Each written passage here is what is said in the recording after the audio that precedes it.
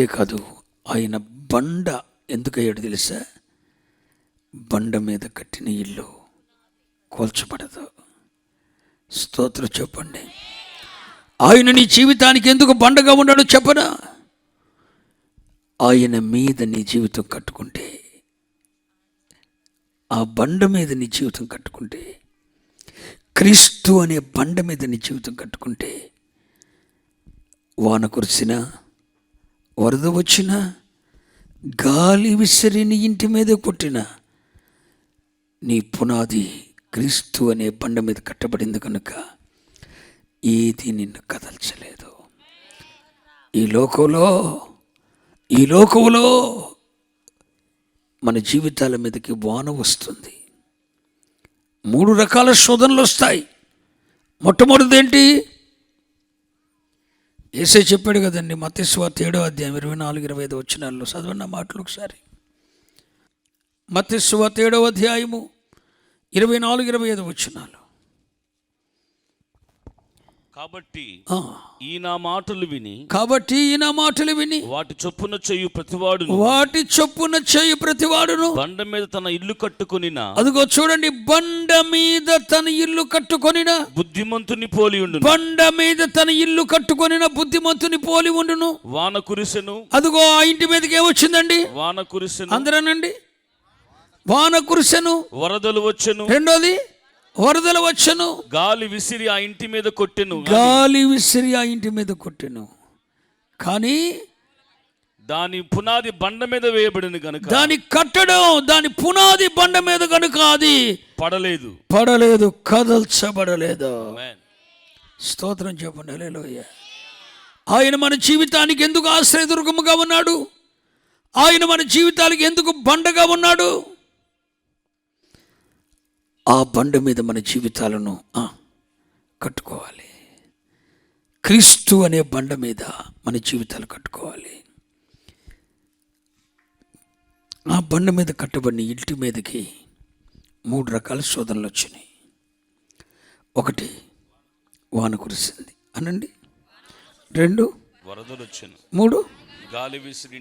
వాన కురవటం అంటే అర్థం ఏంటంటే, వాన ఎక్కడి నుండి వస్తుంది? దేవుని యొద్ద నుండి కొన్నిసార్లు మన మీదకు పరిశోధనలు వస్తాయి. అబ్రహామును దేవుడు పరిశోధించాడు.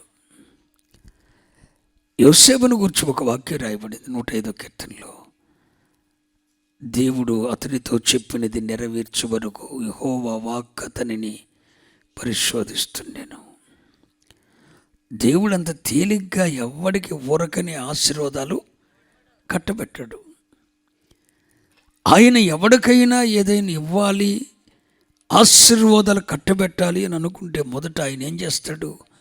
పరిశోధిస్తాడు.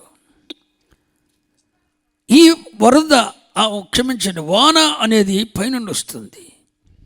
అంటే ఒక విశ్వాస జీవితం మీదకి దేవుని యొద్ద నుండి వచ్చే పరిశోధనలకు సూచన ఏంటి? వాన. మరి వరద అంటే ఏంటి? భూ సంబంధమైన శోధనలు. భూమి మీద జీవించినంత కాలం మనకు కలిగే మనుషుల వలన కానీ, శత్రువుల వలన కానీ, భూమి మీద జరిగే విషమ పరిస్థితుల వలన కానీ వచ్చే శోధనలు ఏంటి? వరద ఎక్కడ పారుద్ది? వాన పైనుండి వస్తుంది. వరద ఎక్కడ? అంటే భూమి మీద వచ్చే శ్రమలన్నిటికీ సాంకేతం ఏంటి? వరద. వాన దేనికి సాంకేతం? దేవుని యొద్ద నుండి వచ్చే పరిశోధనలకు సాంకేతం. మరి వరద దేనికి సాంకేతం? భూమి మీద మనకు ఎదురయ్యే విషమ పరిస్థితులు, భూమి మీద వచ్చే శోధనలు, ప్రతికూలతలకు సూచన. 3ది గాలి విసిరి కొట్టింది. గాలి ఎక్కడ నుండి వస్తుంది? మధ్యలో ఉండి వస్తుంది. అంటే అది వాయుమండల సంబంధమైన అధిపతి సాతానుగాడి యొద్ద నుండి వచ్చే శోధనలు. సాతానుగాడి వలన వచ్చే శోధనలు. ఇప్పుడు పైకి వెళ్తే వాయుమండలం మధ్యలో ఉంది. అది ఆ వాయుమండలం అధిపతి ఎవడు? అపవాది. ఆ గాలి విసరటం అంటే అర్థం ఏంటంటే దుష్టుని వలన వచ్చే శోధనలు.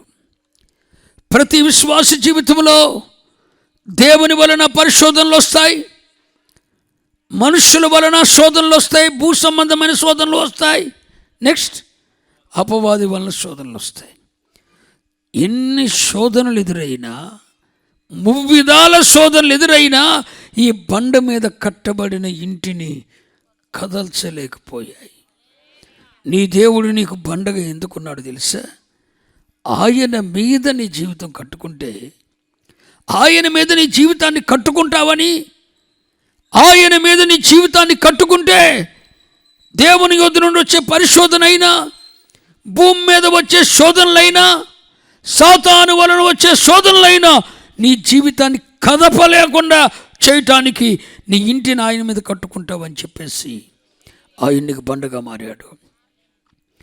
ఈ బండ మీద నా సంగమన కడతాను, దాని ఎదుట పాతాళలోక ద్వారాలు నిలవలేరు. సాతాను రాజ్యము సంఘము ఎదుట నిలవలేదు. కారణమేంటి? బండ మీద కట్టబడింది. బండ మీద కట్టబడిందండి. ఈ రాత్రికాల సమయంలో నా ప్రియ దేవుని జనాంగమా, ఎవరి మీద నీ జీవితాన్ని కట్టుకున్నావు? ఆయన నీకు ఆశ్రయదుర్గంగా ఉన్నాడు. ఈ యెరూషలేము ప్రార్థనా మందిర పరిచర్యలు క్రీస్తు అనే బండ మీద కట్టబడుతుంటే, క్రీస్తు అనే బండ మీద కట్టబడుతుంటే ఆ పరిచర్యలను కదపగలిగింది ప్రభు రాకడ వరకు ఈ లోకంలో ఏది ఉండదని ప్రకటిస్తున్నాను. అంటే ఎక్కడ కట్టబడాలి పరిచర్యలు? బండ మీద. ఆయన మనకు ఆశ్రయదుర్గంగా ఉన్నాడు. నెంబర్ 1 ఆశ్రయదుర్గం అంటే దాగుచోటు. నెంబర్ 2 బండ. బండై మేపాడు, బండై దప్పితీర్చాడు, బండై వెంబడించాడు, బండై నీడనిచ్చాడు. అంతేకాదు, బండై నా మీద నీ జీవితాన్ని కట్టుకో అన్నాడు. స్తోత్ర. నా మీద నీకు అప్పగించిన పరిచర్యను కట్టుకో.